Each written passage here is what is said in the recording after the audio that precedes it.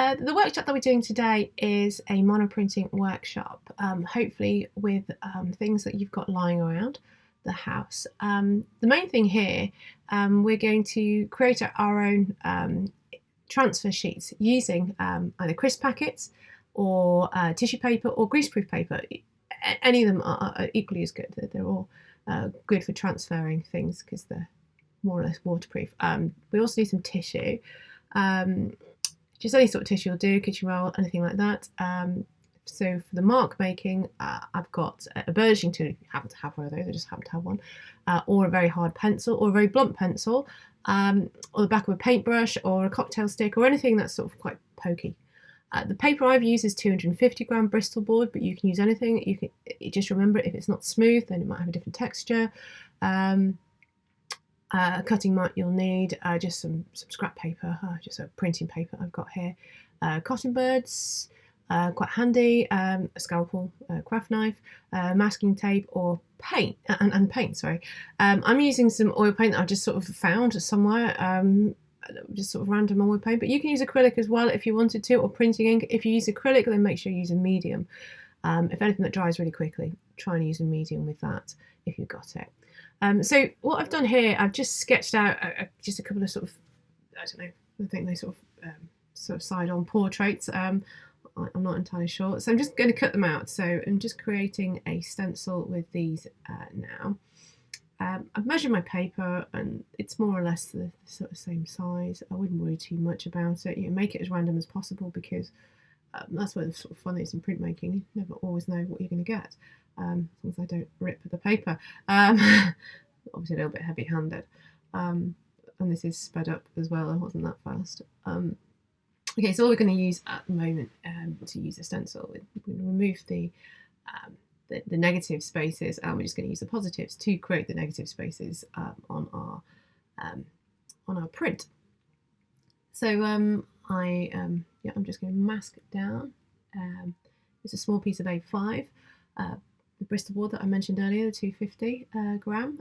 It's nice and smooth, so that's good. The cartridge is fine, but you know it needs a bit of weight because you're going to be applying quite a lot of ink, I suppose, to this. But if it is textured, then let's see what you get. It'll be quite fun. This is my tissue paper. I've chosen tissue paper for this because I've got loads. And I'm just popping on a few little dollops of oil paint, and I should have mentioned that you need a knife. It doesn't matter whether you've got a palette knife or you've got a knife in the kitchen or anything like that. It just needs spreading around reasonably thinly. Otherwise it gets a little bit sticky. I haven't got enough on there. So yeah, and I think this is water-based, water washable, or not water, something or other, oil paint. So it has a slightly different texture, but it doesn't matter. It doesn't matter about the paint as long as you can get something transferred. So just move that to the side, and I'll get my stenciled. My stencil plate here. So what I'm doing, I'm just rubbing with my finger. You can use cotton bud, you can use anything you want to rub. I'm just using my finger because I've got a little bit more control, and I like to be in control. So I'm just getting it into all the spaces, and I'm trying to get a couple of lines there as well. Trying to get a couple of outlines, just get it quite tight up to the stencil. I'm using my mark making tool now, my burnisher, just to get a few lines in there. You can't really see them on the video, but you can sort of see them in real life. So I'm going to remove those because I've got enough now for the background. I'm quite happy with that. So once I've done that, I sort of pop it to the side, and I will take the negative spaces now, and I'm going to stick those over the negative spaces now. I have to work out where I'm actually going to put them because I did actually overlap the other two, so they weren't exactly in the place that they were in the first place. So I'm going to end up with a big sort of gap. That's fine, I think. I'll give it a go. Okay, I'm just using yellow ink. You can use anything, but obviously in printmaking, when you go from light to dark, so you don't have to, but that's really the rule of thumb.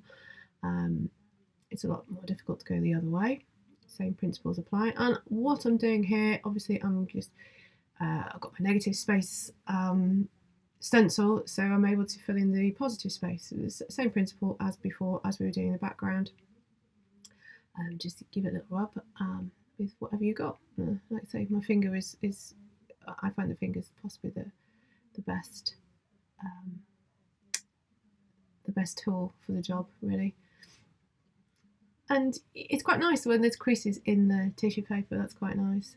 Just using my little mark maker. My little cocktail stick. I do like the cocktail stick for some reason. It always gives a nice line. Sometimes they break, and that's quite fun. Yeah, I'm just doing a red layer. This is for colour process. So I'm just doing that, and I'm just going to overlay that onto that yellow. Like I say, you go from light to dark. You can sort of see why I couldn't really do it the other way. I'm just using my, you see the marks are going to come up a lot more now because I'm using a darker colour, a darker hue. Okay, so I just want to do a few crisscrosses. Now the black layer, now when you create the transfer, the ink transfer paper for this, try and get it quite thin. The only reason is obviously black is black. Black is a very domineering colour, and it can be a bit sticky. I think this one is a little bit sticky. Yeah, so I've got a bit of a big blob on there, but I'm okay with that. But it is better, as you can see. I really want to use this for outlines and just a few sort of random sort of scratches on there. I don't really want big blobs of black. Okay, so we're going to see that big white blob now, which I didn't take into consideration in the first place, but never mind. Printmaking is all about the serendipity, I think, so I'm not too worried. So yeah, all I'm doing here is just going over and making some of these sort of scratches, which I feel are quite nice. You can put a little bit of detail in there. I like the scratches. I'm going to use the red plate as well now. So don't throw those plates or those transfer sheets away, because they will come in handy. You might want to use them, especially the two darker ones in particular, the black and the red, even the blue actually. So that's it. And I'm just going to take off the masking tape. Now, just a word of advice in masking tape. Somebody told me once, and you possibly know this already. Always take it off a 45-degree angle, because that will that's your safest bet basically for not ripping the paper. Now I'm putting my dirty, mucky hands onto that print, and I just realised that. So obviously it's quite a mucky job, and that's it. So that's just a monoprinting technique.